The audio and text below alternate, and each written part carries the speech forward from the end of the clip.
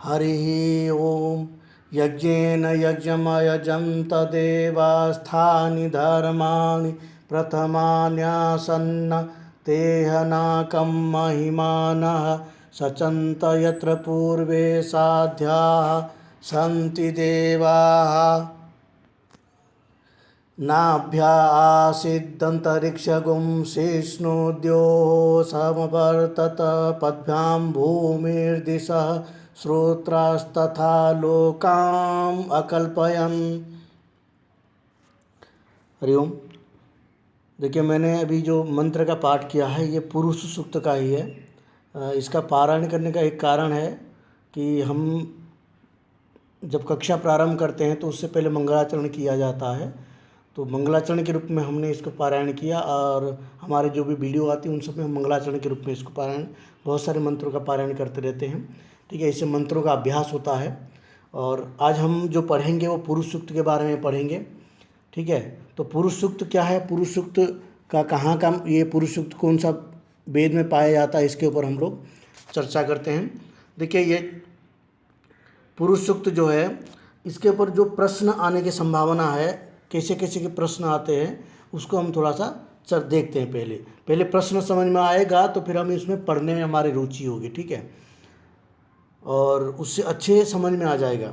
यहाँ पर देखिए, कस्मै देवाय हविषा विधेम, ये जो पिछले बार दिसंबर में आया था, कस्मै देवाय हविषा विधेम कामस्तदग्रे समवर्ततम तस्मात् विराट रजायतम स्वर्गलोकेन भयम किंचन नास्ति। इसका जो अंतिम वाला पंक्ति है स्वर्गलोकेन भय किंचन नास्ति कठोपनिषद का है। ठीक है, बाकी जो 3 मंत्र है तीनों के तीनों 3 सूक्त का है। ठीक है, और ये जो है 3 सूक्त हमारे जो सर्ग जो यहाँ पर क्या है, ऋग्वेद संहिता में सर्ग विचार है, जो चैप्टर लगी हुई है इसी में जो है ये तीनों सूक्त आते हैं, क्योंकि सर्ग विचार का अर्थ यहाँ पर सृष्टि विचार है। ठीक है, और सृष्टि का जो विमर्श, सृष्टि का जो विचार है वो किस में है, ये तीनों सूक्त में है। ठीक है, हिरण्यगर्भ सूक्त है, नासदीय सूक्त है और पुरुष सूक्त है। अगर आपको प्रश्न आता है कि सृष्टि विचार कस्मिन सूक्ते वर्तते, तो आप उसका उत्तर लिख सकते हैं हिरण्यगर्भ सूक्त, नासदीय सूक्त, पुरुष सूक्त। इसमें से कोई भी ऑप्शन आपके पास होगा तो इसका आप जो है यहाँ पर ऑप्शन दे सकते हैं। ठीक है, उसको करेक्ट कर सकते हैं। ठीक है, और यहाँ पर जो दूसरा प्रश्न आया हुआ है कस्मै देवाय हविषा विधेम। ठीक है, कस्मै देवाय हविषा विधेम, इसका जो है ये हिरण्यगर्भ सूक्त का है। हमने हिरण्यगर्भ सूक्त पढ़ लिए हैं, उसमें आप जाके देख सकते हैं। ठीक है, उसके बाद जो है कामस्तदग्रे समवर्ततम, कामस्तदग्रे समवर्ततम, ये किसका है, नासदीय सूक्त का है, कामस्तदग्रे समवर्ततम। ठीक है, नासदीय सूक्त का, नासदीय सूक्त भी हमने पढ़ लिया है, उसको आप देख सकते हैं, उसमें आपको डिटेल्स में मिल जाएगा। और तस्मात् विराट अजायतम, तो इसका मंत्र में थोड़ा भेद है, ततो विराट अजायतम मंत्र में होता है, यहाँ पर तस्मात् दे दिया है। ठीक है, इसलिए फिर भी जो है इतना तो समझ में आ रहा है कि पुरुष सूक्त का मंत्र है। अभी हम इसको देखेंगे। तो तस्मात् विराट अजायत, तो इसका अर्थ क्या है, तस्मात् ततो विराट अजायत, ततो उससे जो है विराट पुरुष की उत्पत्ति हुई, किससे, यज्ञ से। ठीक है, इसलिए जो है विराट पुरुष की जो उत्पत्ति हुई उसका अर्थ हम देखेंगे वहाँ पर जा करके पुरुष सूक्त में। तो ये पुरुष सूक्त में ही इसका वर्णन है। अब यहाँ पर क्या क्या प्रश्न आ सकता है देखते हैं। देखिए, ये ऋग्वेद में आता है, जो पुरुष सूक्त है वो ऋग्वेद में आता है और उसमें 10वां मंडल है, पुरुष सूक्त 10वां मंडल की है। और इसमें सूक्त संख्या कितना है, जो मंत्र है सूक्त संख्या किया है 90वां सूक्त है ये। ठीक है, उसमें जो सूक्त आता है जैसे नासदीय सूक्त है और हिरण्यगर्भ सूक्त है, उनका भी संख्या है 129 और 121। तो यहाँ पर जो है इसका 90वां सूक्त है। और इसमें क्या है, मंत्र कितने हैं, 16 मंत्र है। ठीक है, 16 मंत्र में से जो 15 मंत्र है, ठीक है, 15 मंत्र वो अनुष्टुप है। ठीक है, और बाकी जो एक मंत्र 16वां मंत्र बचा, वो 16वां मंत्र त्रिष्टुप छंद में है। ठीक है, और देख लीजिए जो छंद है, जो 15 मंत्र जो अनुष्टुप छंद में है, अनुष्टुप छंद की वर्ण कितने होते हैं, हमने आपको छंद की भी वीडियो बना के दिया है। अनुष्टुप छंद में 32 वर्ण होते हैं। ठीक है, और इसमें अनुष्टुप छंद में कुल मिलाकर के 32 वर्ण होते हैं। और जो त्रिष्टुप छंद है, त्रिष्टुप छंद में 44 वर्ण होते हैं। ठीक है, तो ये ध्यान रखिए, जो हम छंद पढ़े हैं वहाँ पर जाके आप देख सकते हैं इसको।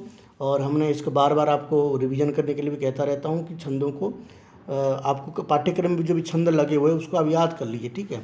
तो उससे आपका आसान हो जाएगा, और उसमें 4-4 वर्ण जोड़ते जाएंगे तो आपको छंद पता चल जाएगा वर्णों के, ठीक है। अब देखिए इसमें ऋषि कौन है, नारायण है, देवता कौन है, पुरुष है, ठीक है।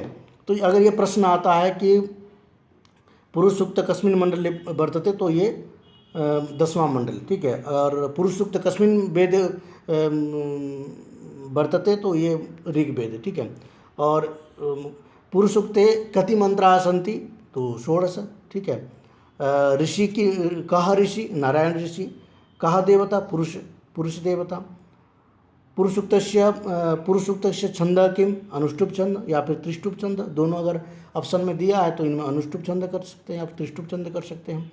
इस तरह से ये पुरुष सूक्त का जो है हमने कुछ क्वेश्चंस के आधार पर ये लिए। और दूसरा क्वेश्चंस क्या है, अभी जैसे हमने पूर्व में क्वेश्चन देखा तो ऐसे क्वेश्चन पूछा जा सकता है। जैसे इसमें एक प्रसिद्ध मंत्र है, चंद्रमा मनसो जातो चक्षुर सूर्य अजायत। ये मंत्र के आधा पंक्ति देके कह सकता है कि अयम मंत्रांशः कस्मिन् सूक्ते वर्तते, ये मंत्र कौन से सूक्त में प्राय पाया जाता है, ठीक है। तो आप वहाँ पर पुरुष सूक्त लिख सकते हैं। दूसरा है नाभ्या आसित अंतरिक्षगुम, ये मंत्र जो है कहाँ पाया जाता है। अभी हमने ये दोनों मंत्र का आपको पारायण करके बताया, कौन सा, यज्ञेन यज्ञमय जंत देवा स्थानीय धर्मानि और नाभ्या आसित अंतरिक्षगुम। ये मंत्र इसलिए मैंने आपको सुनाया था कि ये मंत्र बहुत प्रसिद्ध है और हम लोग इसका डेली नित्य पारायण करते रहते हैं, ठीक है। कैसे, जब हमारे वहाँ मैं जब ऋषिकेश में अध्ययन करता हूँ तो कैलाश आश्रम में जब यति पूजन होता है, मध्य मध्य में जब कभी कभी कोई कार्यक्रम होता है, किसी जो स्वामी जी की पुण्यतिथि होता है, जो पूर्व आचार्यों की, या शंकराचार्य की पुण्य जो स्मृति दिवस पुण्यतिथि होता है, उसमें हम लोग यति पूजन करते हैं, जो आचार्य के उनके पूजन करते हैं।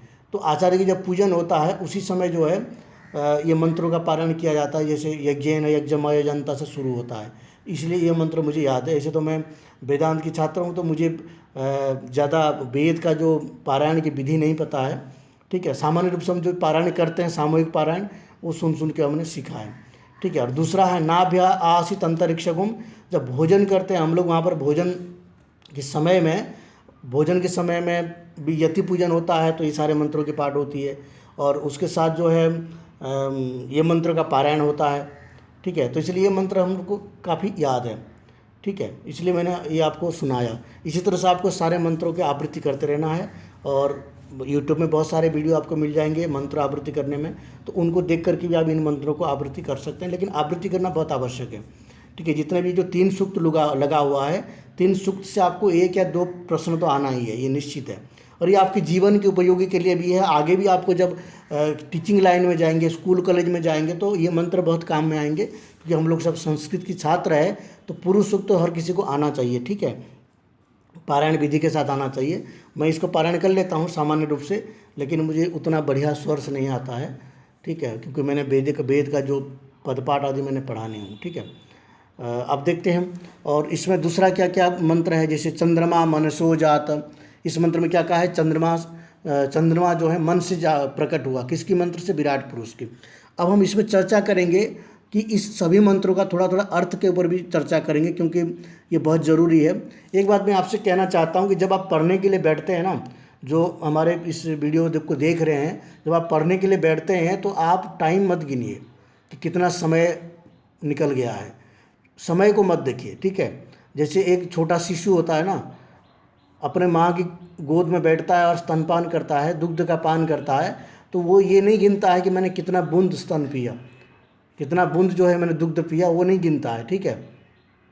फिर क्या करता है, जब तक पेट नहीं भर जाता तब तक वो दुग्ध पान करता रहता है। उसी तरह जो है ये हम लोग का आहार है, जो शास्त्र है ये जीवन का आहार है। शास्त्र के बिना मनुष्य के कोई भी गति नहीं है। अंतिम में जो है शास्त्र की ओर बढ़ना ही पड़ेगा, चाहे दुनिया में कितना भी टेक्नोलॉजी आ जाए, कितने भी विकास की ओर चले जाए, अगर शास्त्र के पास नहीं गए तो फिर ये सब के सब जो है अंत में कहीं ना कहीं आपको धोखा देगा, ठीक है। पर शास्त्र जो है वो कभी आपको धोखा नहीं देता है, सही मार्ग दिखाता है और सही जगह पर आपको पहुंचाता है। इसलिए शास्त्र का अध्ययन जो है हमारे आहार है, और इसको आहार समझ करके हम करेंगे, ठीक है। जैसे प्यास लगता है तो पानी पीते हैं, उसी तरह जो है शास्त्र का अध्ययन करेंगे तो कोई परेशानी नहीं होगी। इसलिए समय मत देखिए, आप इसको मंत्र के ऊपर आप ध्यान रखिए, ठीक है। और इसमें और भी बहुत सारे मंत्र हैं जिनके बारे में हम चर्चा करेंगे।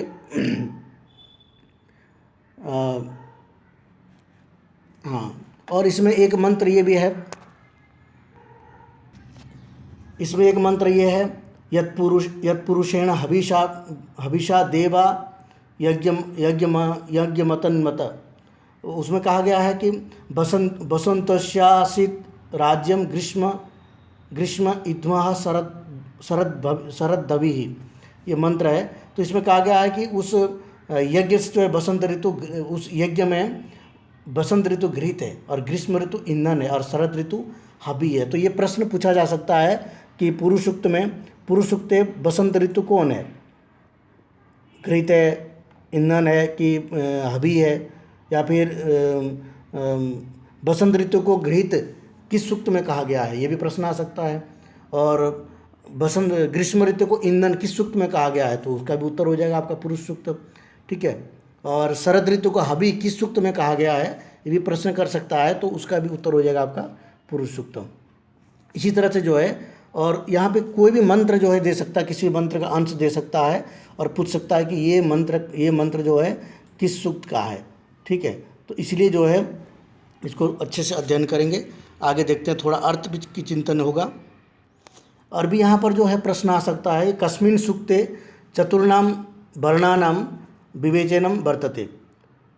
चारों वर्ण की जो उत्पत्ति है, चारों वर्ण की उत्पत्ति किस सूक्त में पाया जाता है, तो ये भी पुरुष सूक्त हो जाएगा, ठीक है। और कस्मिन् सूक्ते सृष्टि उत्पत्ति वर्तते, या फिर सृष्टि उत्पत्ति विषयकम विवेचनम कस्मिन् सूक्ते वर्तते।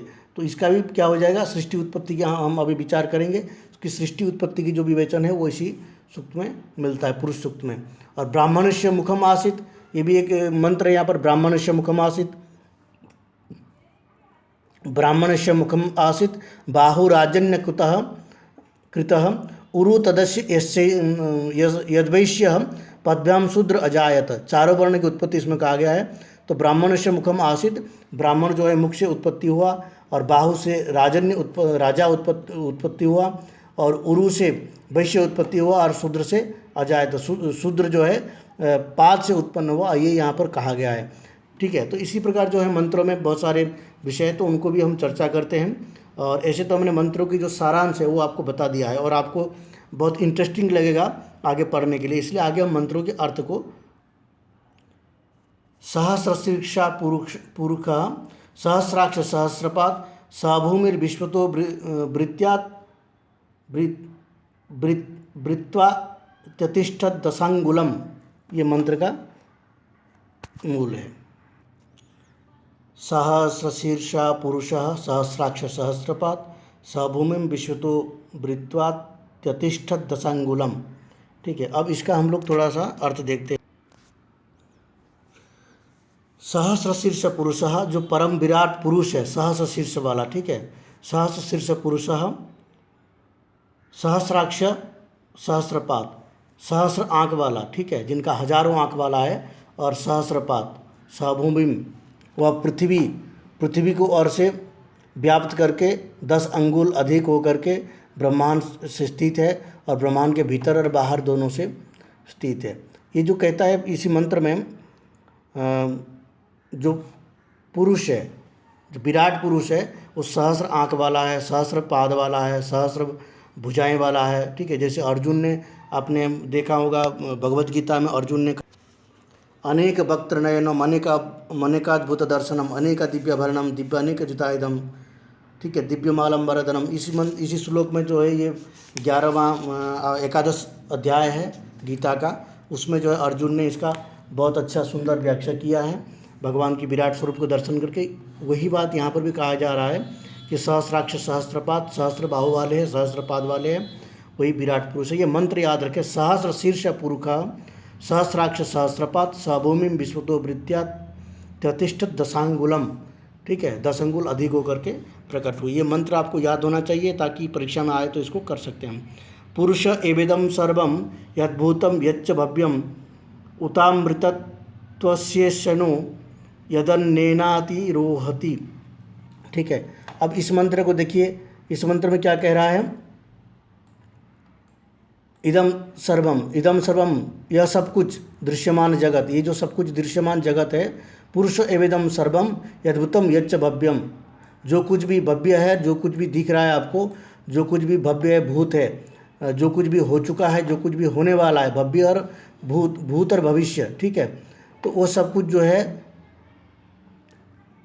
उस सब के अतिरिक्त, ठीक है, उस सब के अतिरिक्त उतामृतत्वस्य असनो यदन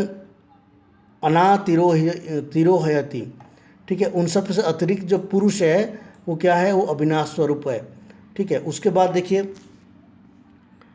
एतावानस्य महिमा तो जायांश पुरुषः, एतावानस्तु महिमानः जायांश पुरुष। इस मंत्र में कहते हैं कि एतावान, इतना, इतनी अश्य, इस पुरुष की महिमा ऐश्वर्य जो है, पुरुष,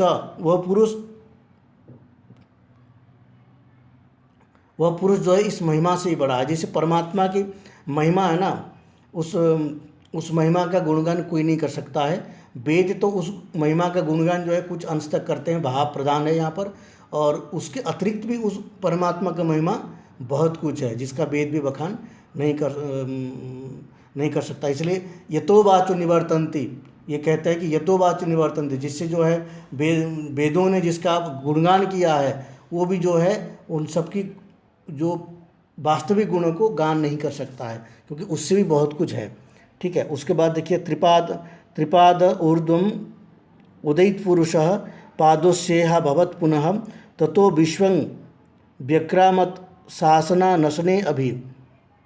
इसको देखिए, इस मंत्र में क्या कह रहे हैं हम?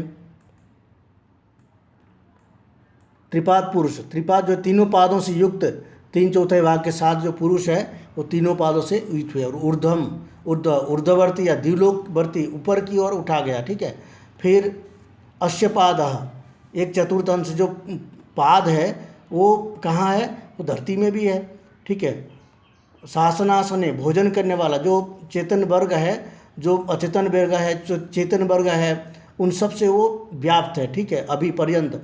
विश्वं, विधि रूप वाला, सर्वत्र व्याक्रामत, व्याप्त हो रखा है, ठीक है। उसके बाद देखिए, तस्मात् विराट अजायत विराजो अधिपुरुष, यहाँ पर तस्मात् विराज अजायत, ठीक है, ततो विराट अजायत, ये पाठ कहीं कहीं भेद मिलता है, लेकिन जो सायण भाष्य है उसमें तस्मात् विराट अजायत वहाँ पर सही दिया है मंत्र में, ठीक है। मैंने दूसरी जगह पे जो पढ़ा था वहाँ गलत अशुद्धि है, ये सायण भाष्य का है, जो मैंने यहाँ पर जो ये आपको जो ये दिखा रहा हूँ, ये कि पूरे के पूरे सायण भाष्य के, ठीक है, सायण भाष्य के शुद्ध ग्रंथ है, उसको लिया गया है। तस्मात् विराट अजायत, तस्मात् उस पुरुष से, कौन? जो विराट पुरुष से, ठीक है। तस्मात् विराट अजायत, उससे मतलब उस विराट,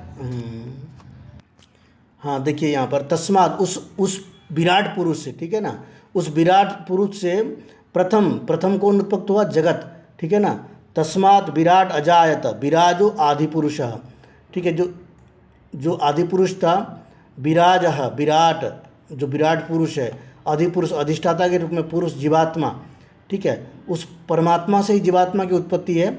इसलिए यहाँ पर जो है उसको उसी बात को कहा है, तस्मात् विराट अजायत विराजो अधिपुरुषः, जो अधिपुरुष है, अधिपुरुष का अर्थ यहाँ पर जीवात्मा है, ठीक है। और तस्मात् विराट अजायत, वो जो विराट पुरुष था, उस विराट पुरुष से जो है अधिपुरुष जीवात्मा की उत्पत्ति हुआ। सजातो अतिरिक्त च, ठीक है, भूमि में पृथ्वी, जगत उत्पत्ति हुआ, उसके पीछे जो है और पुनः अतिक्रमण कर गया, पृथ्वी आदि का उत्पत्ति भी उसी पुरुष से बताया गया है।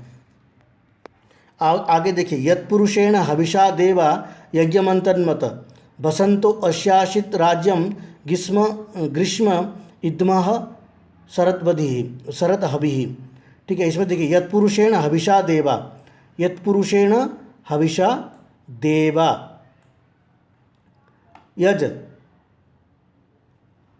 यत्पुरुषेण हविषा यज्ञम अंतवन्तः, यत् देवाः पुरुषेण यज्ञम अंतवन्तः, जिस पुरुष के द्वारा, हविषा पुरुष रूपी हवि के द्वारा यज्ञ की सृष्टि, यज्ञ को विस्तार किया, संपन्न किया। देखिए यहाँ पर देवताओं ने क्या है, यज्ञ किया था, और उस यज्ञ से जो है विराट पुरुष की उत्पत्ति हुई, विराट पुरुष जो है वहाँ प्रकट हुए, और इसीलिए कहा जा रहा है यद्देवा पुरुषेण यज्ञम अंतवंत, ठीक है। शक्ति जो विराट पुरुष की उत्पत्ति हुई, उस विराट पुरुष यज्ञ सृष्टि आदि जो यज्ञ का सृष्टि यज्ञ को जो किया गया था, उसमें जो विराट पुरुष की उत्पत्ति हुई, उसमें क्या क्या था, उसमें कहते हैं बसंत, जो बसंत ऋतु है, बसंतो अशासित राज्यम, बसंतो अशासित राज्यम, जो बसंत ऋतु है वो घृत था, ठीक है। आज्यम, आज्यम, ठीक है ना, अश्रासित आज्यम, आज्यम का अर्थ घृत होता है, आज्यम, ठीक है। तो घृत, घृत था। और ग्रीष्म ऋतु क्या था, ईदम था, ईंधन था, ठीक है। ग्रीष्म ईदम, देखिए यहाँ पर ये दिया है ग्रीष्म ईदम, ये पहले आज्यम था, बसंतो आज्यम था, और ग्रीष्म ईदम था, और शरद हबी, शरद ऋतु क्या था, हबी था।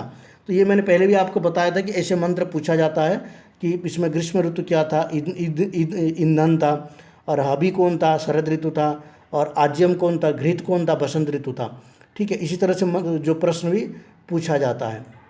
देखिए तम यज्ञम बर्हिषि, आगे क्या है, तम यज्ञम बर्हिषि प्रयोक्षण पुरुषम जातम अग्रतः तेन देव अजयंत साध्या ऋषयश्चये।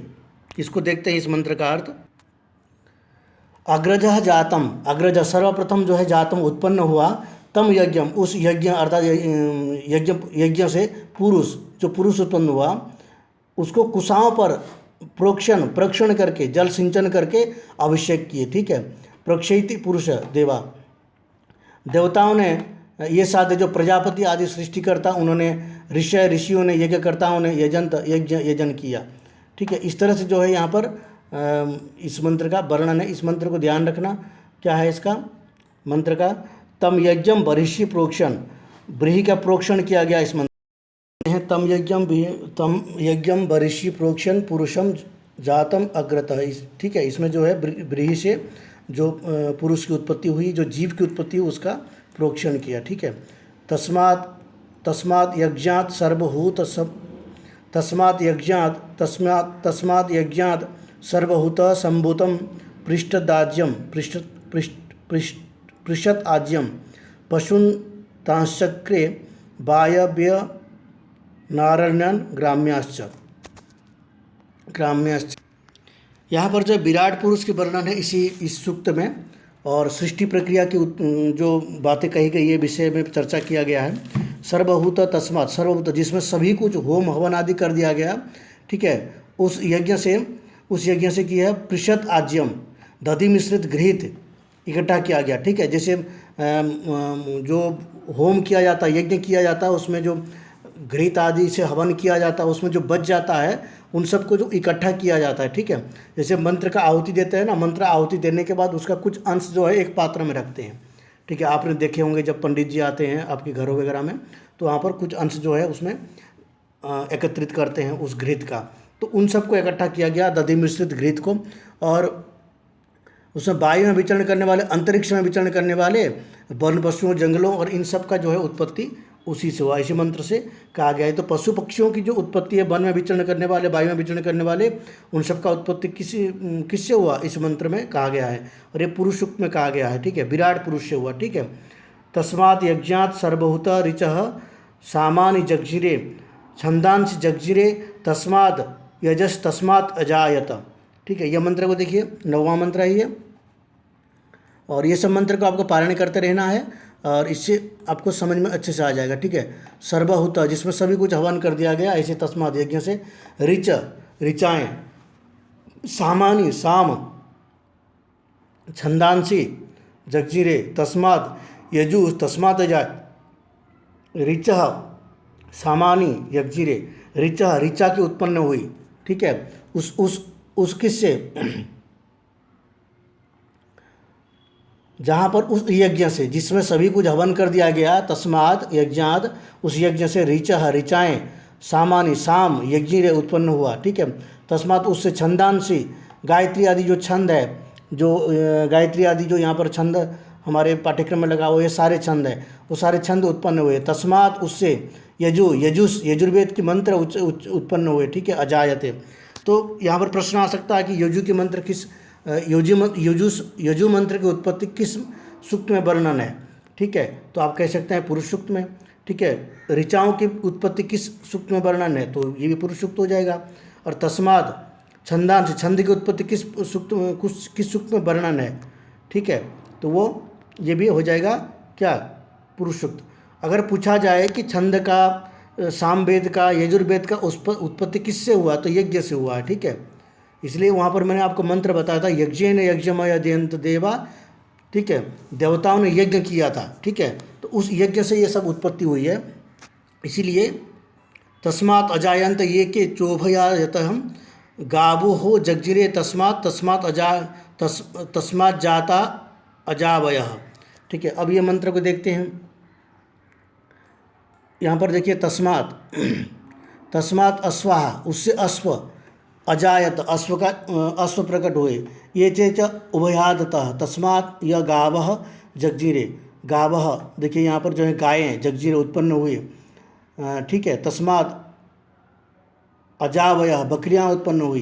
तो ये सारे जो पशु पक्षी आदि जितने भी प्राणी है सब उसमें उत्पन्न हुए। और आगे देखिए, यत्पुरुषं व्यदधुः कतिधा विकल्पयन् मुखम किमश्यको बाहु का उरुपाद उच्यते।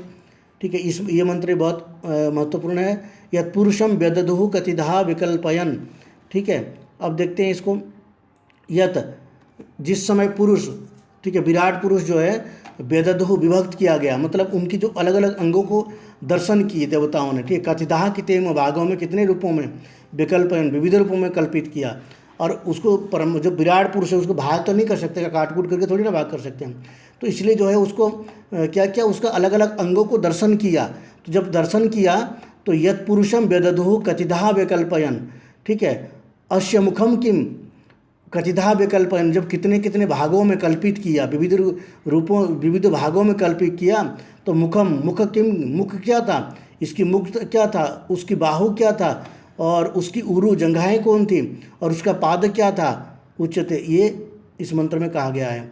तो इसमें जो है उरु कम था, कौन था, बाहु कम था, और मुख कौन था, और पाद कौन था, ये इस मंत्र में बताया गया है। अब आगे देखिए, आगे बताते हैं। ब्राह्मणोस्य मुखम आसीद बाहु राजन्य कुतः कृतः उरु तदस्य यद्वैश्य पद्भ्याम शूद्र अजायत। ये मैंने आपको पहले से ही बताया था ये मंत्र के बारे में कि मुख से ब्राह्मण की उत्पत्ति हुई। ठीक है, ब्राह्मणों से मुखम आसीत। ठीक है, इस पुरुष का मुख क्या था, आसित था। यहाँ पर उत्पत्ति की बात यहाँ नहीं, आसित मुख क्या था, ब्राह्मण था। यानी कि ब्राह्मण का मुख से भी उत्पत्ति कहने से कोई आपत्ति नहीं है, क्योंकि अन्यत्र जो वैदिक मंत्रों में इन सब का उत्पत्ति बताया गया है भगवान की अलग अलग अंगों से। ठीक है, इसलिए ब्राह्मण से मुखम आसित राजन्य बाहुकृत राजन्य। ठीक है, क्षत्रिय, राजन्य का अर्थ यहाँ पर क्षत्रिय, वो भुजाएं थी। ठीक है, और उत्पन्न हुआ भी कह सकते हैं यहाँ पर। और उसकी जो उरु जंघाएं थी वो वैश्य थी। ठीक है, और जो पदभ्याम पैरों से शूद्र अजायत। ठीक है, यहाँ पर देखिए ब्राह्मण से मुखम आसित, ब्राह्मण क्या मुख था, क्योंकि जो ब्राह्मण होते हैं शास्त्रों को वाचन करते रहते हैं, और जो वेद आदि का उत्पत्ति है भगवान के मुख निश्रित है। ठीक है, गीता भी भगवान के मुख निश्रित है, इसलिए जो शास्त्र के वाचन करते रहते हैं ब्राह्मण आदि है वो भगवान के मुख माना जाता है, और मुख से उत्पत्ति उनकी हुई है। राजन्य बाहु से जो भुजाएं हैं भगवान, उससे भुजाओं से सारे जगत की जो है सृष्टि रचना आदि करते हैं, और फिर उसका प्रलय आदि भी करते हैं, भुजाओं से पालन करते हैं। तो इसलिए वो हो गया कौन, राजन्य, रक्षा करते हैं, राजा मतलब क्षत्रिय हो गया। और यद वैश्य है तद वैश्य, वैश्य क्या है, पालन पोषण करता है, इसलिए उसको उरु कहा गया है।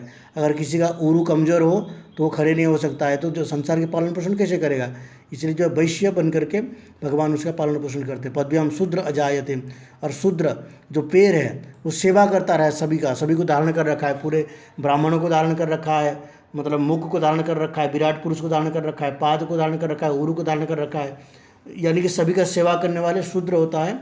इसलिए जो है शूद्र जो है पाद से उत्पन्न हुआ। इससे लोगों को ये भ्रम हो जाता है कि भाई पाद से उत्पन्न हुआ निकृष्ट हो गया, ऐसे कुछ नहीं है। भगवान के एक एक अंग दिव्य है, उसमें आपने देखा नहीं गीता जी में, दिव्य मालंबरधरम दिव्य गंधानुलेपनम, जब दिव्य गंध उनके पाद में भी तो लगा हुआ है, और पाद से गंगा जी तो बहती है, तो फिर शूद्र जो है वो निकृष्ट कैसे हो गए। जो समाज में आजकल जो ये फैला हुआ है विषाक्त वायु है, विषाक्त विचारधाराएं हैं, इन लोगों ने इन सब चीज़ों को अच्छे से पढ़ा नहीं है शास्त्रों को, इसलिए इनके मन में ये सब सारे घृणित का विचारधाराएं हैं। इसलिए भगवान के एक एक अंग जो है वो बहुत ही महत्वपूर्ण है। और सब जो वैष्णव जन है वो तो भगवान की चरण का ही सेवा करते हैं, चरण में ही रहना चाहते हैं। इसलिए आप देखे हैं जितने भी जो आचार्य हुए हैं वो सब दास लगाते हैं, ठीक है। जैसे संत होते हैं, वैष्णव होते हैं, वो जैसे कोई रामानुज, किसी के नाम है रामानुज दास है, दास क्यों कहते हैं? क्योंकि वो भगवान के चरण में ही रहते हैं, ठीक है। इसलिए जो है ब्राह्मणस्य मुखम आसीत्, इस मंत्र को याद रखिए, ये बहुत इंपॉर्टेंट है।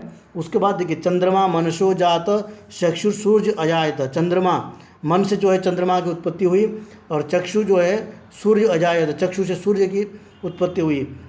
मुखादिंद्रश्चाग्निश्च, ठीक है। और आगे देखते हैं मुख से मुखात अग्नि, मुखात इंद्र च अग्निश्च, मुख से क्या है इंद्र और अग्नि की उत्पत्ति हुई, ठीक है। और च तथा प्राणात, प्राण का भी उत्पत्ति हुई।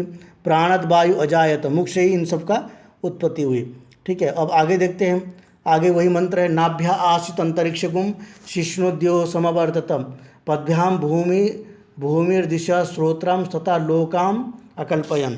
ये बहुत सुंदर मंत्र है, इसको भी याद रखिए।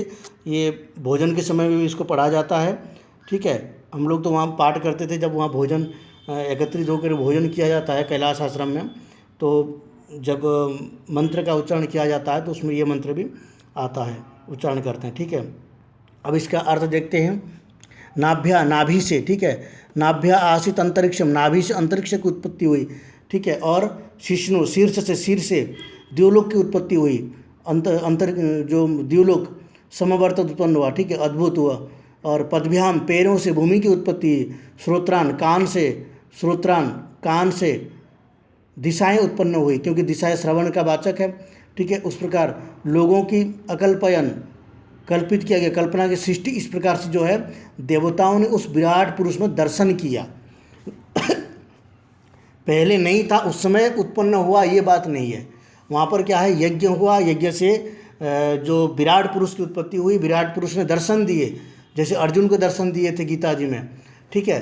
तो विराट पुरुष की जब दर्शन हुए तो उस विराट पुरुष में देवताओं ने इन सब जो विषय को चर्चा किया, देखा कि मुख का कौन है, ब्राह्मण है, क्योंकि वहाँ से वेद पाठ होती रहती है। और उनकी बाहों भुजाएं कौन है, क्षत्रिय है। उरु कौन है, वैश्य है। और जो पाद है वो कौन है, शूद्र है, इस तरह से। और इंद्र आदि का भी उत्पत्ति कैसे हुआ वो भी देखे, नाभि से अंतरिक्ष की उत्पत्ति हुआ, ये सब देवताओं ने दर्शन किए उनका, ठीक है। अब आगे देखते हैं, सप्ताशासन परिधय स्त्री सप्त समितः कृता देवा यद्यज्ञम तन्माना अवघ्नन पुरुषम पशुम। इस मंत्र का अर्थ देखते हैं, यद्देवा यज्ञम तन्माना, जब देवताओं ने यज्ञ सृष्टि उत्पत्ति रूपक मानस यज्ञ किया, ठीक है, विस्तार करते पुरुष पशुओं को अधुन बांधा, ठीक है। उस यज्ञ के लिए जो पशुओं को बांधा, सप्त 7 परिधय थे, परिधियाँ, 7 परिधियाँ वहाँ पर जो है आसन थी। और त्रिसप्तः 21, त्रिसप्त मतलब 21, 3 7, त्रिसप्तः समिध 21 प्रकार के समिधा रखे, ठीक है। 21 प्रकार की समिधा बनाई गई, 7 परिधियाँ बनाई गई, ठीक है। और उसमें जो है यज्ञ पुरुष का यजन किए, उन्होंने यज्ञ किया था। अब आता है दूसरा मंत्र, यज्ञेन यज्ञमयजंत देवा स्थानि धर्माणि प्रथमानि आसन्न तेह नाकम महिमान सचंत यत्र पूर्वे साध्याः संति देवाः। इस मंत्र में क्या है, यज्ञेन यज्ञमय जयंता, देवताओं ने यज्ञ किया, और यज्ञमय जयंता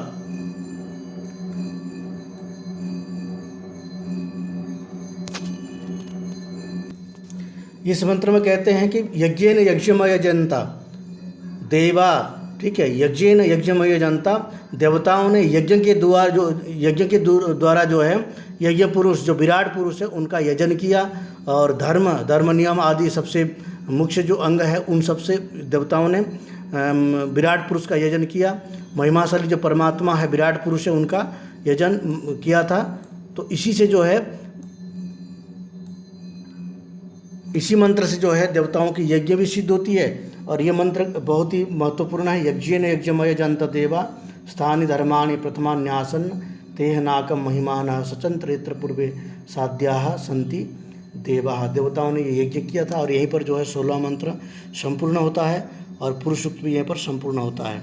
ठीक है, ये आप लोग इस वीडियो को देखे हैं तो बहुत अच्छा है, और मैं यही कहूँगा कि आप अपने मित्रों को भी इसका शेयर करें ताकि वो भी अध्ययन करें और साथ साथ जो है परीक्षा में अच्छे नंबर्स लाएं, इसलिए इसको ज़रूर शेयर करें।